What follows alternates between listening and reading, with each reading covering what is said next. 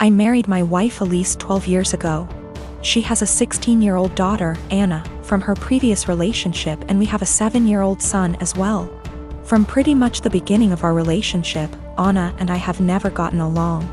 I don't know how to emphasize that it is not because of a lack of trying. She just does not like me. When she was young, she was just scared of me and afraid I'd tear their family apart. Nowadays it's more of a neutral dislike rather than strong antipathy, so I suppose that's progress. Elise is a stay-at-home mother, so she relies on me for income. As a result, I pay for everything for Anna. Food, clothes, volleyball fees, field trips. I take an interest in her hobbies. I go to her games. I'm not saying I'm perfect, but I try my damn hardest to be the stepfather I can. But it's so hard. Always giving me curt one-word responses. Always having to have an attitude.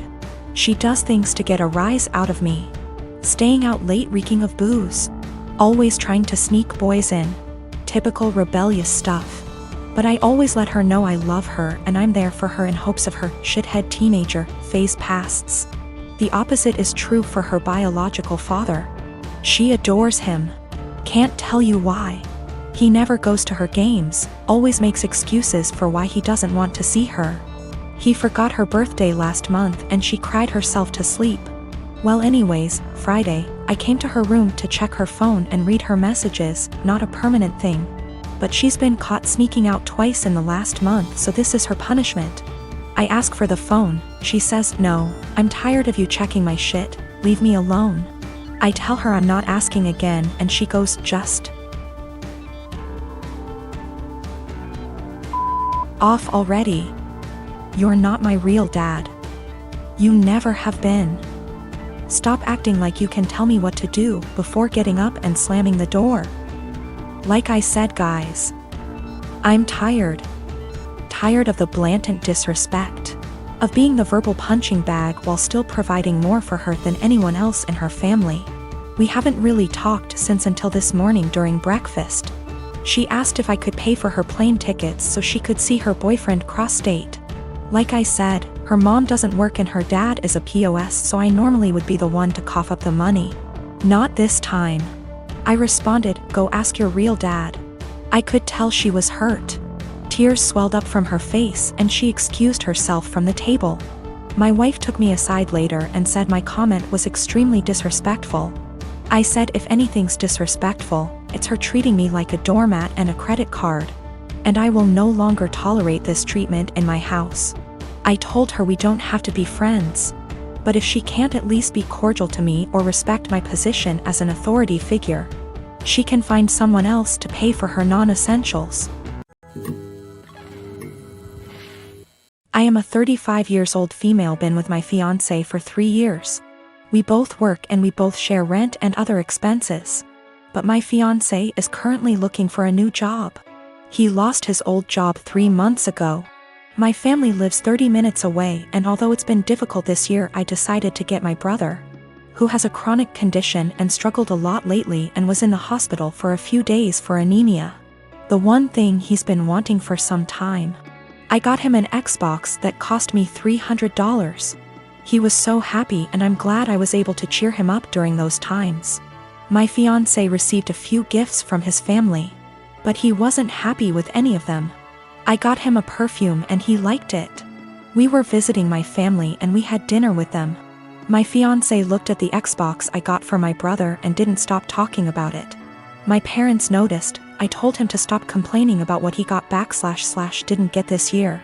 That made them uncomfortable, especially since they've been dealing with my brother's health issues and needed to relax. We got home and my fiance took something from the closet and left for about an hour. I was asleep when he came back. In the morning I was surprised to find my brother's Xbox in the closet. I woke him and asked him about it. Turned out he dropped me off, drove back to my family's house and exchanged the gift his aunt gave him, a $14 fancy pen, with my brother's Xbox. He said that my brother was happy to exchange gifts. I was so mad. I told him this wasn't for him and he basically took something that is not his.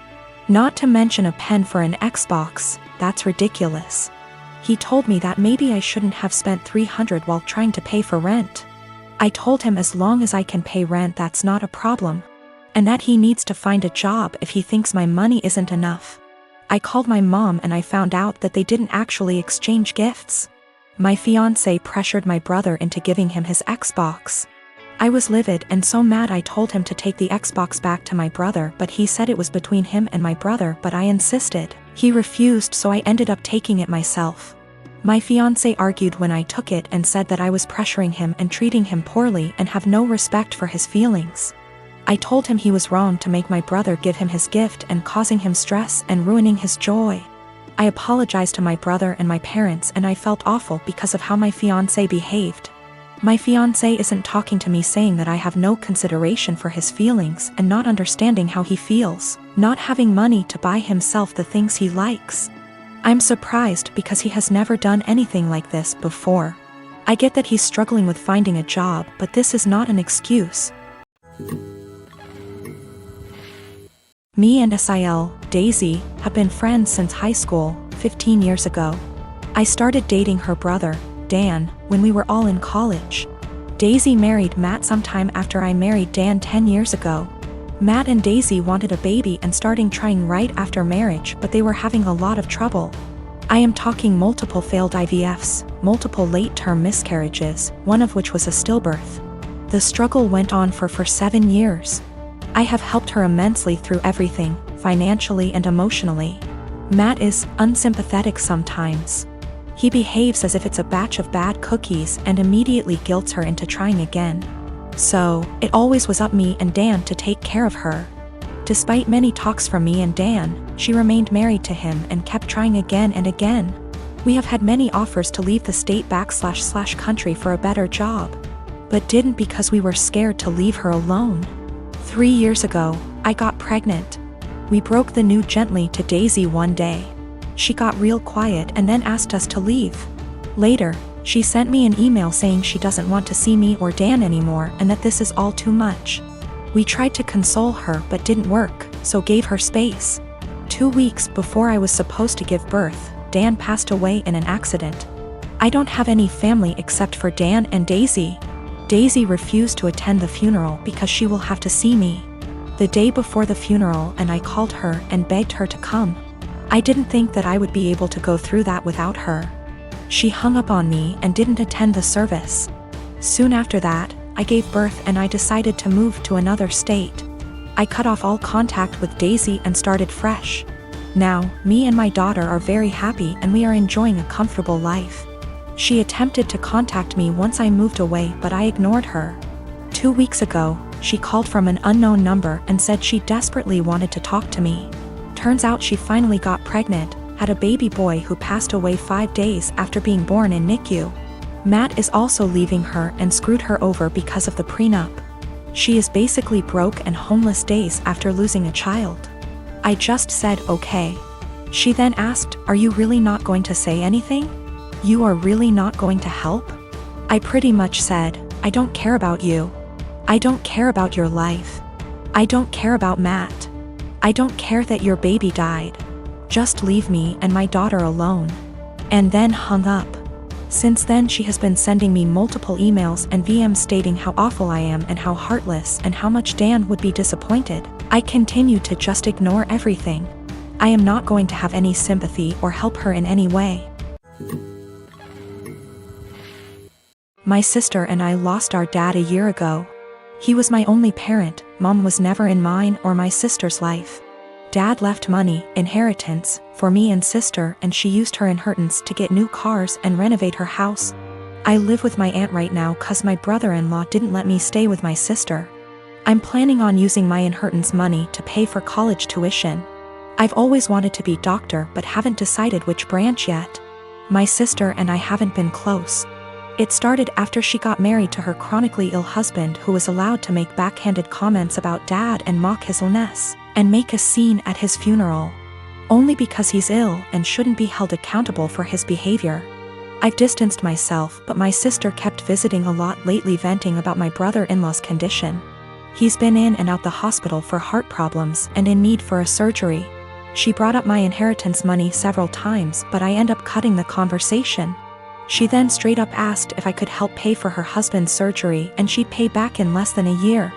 I felt uneasy cause if I give her money from my inheritance, which is a large amount, then there's no guarantee she'll pay back before it's time to apply for college. I'm taking a year gap, but I know my sister can't pay back that much and I felt I was risking my future. I refused to help and she had a meltdown at my aunt's house calling me heartless, cruel with no empathy. She said that her husband's health should be a priority and I needed to help because education is nothing compared to someone's health, and asked if I'd be happy to see her as a widow and my nephew with no father. My aunt suggested others pay, but most of them cut my sister and her husband off. I argued that her husband's poor health isn't my fault after she kept blaming and guilt-tripping me. She kept crying, and although my aunt decided to stay out of it, she said that I should be prepared for permanent damage in my relationship with my sister if I don't help her now. She's been sending texts and pictures of her family telling me this is what I was saying no to. A happy, healthy family with a healthy husband and father. I cried and felt like I was being selfish, not good aunt and sister. I asked my friend and he said let them sell the cars and all the luxurious stuff they bought to afford the surgery, and warned me, if I give them money I'll never get it back and may not be able to go to medical school.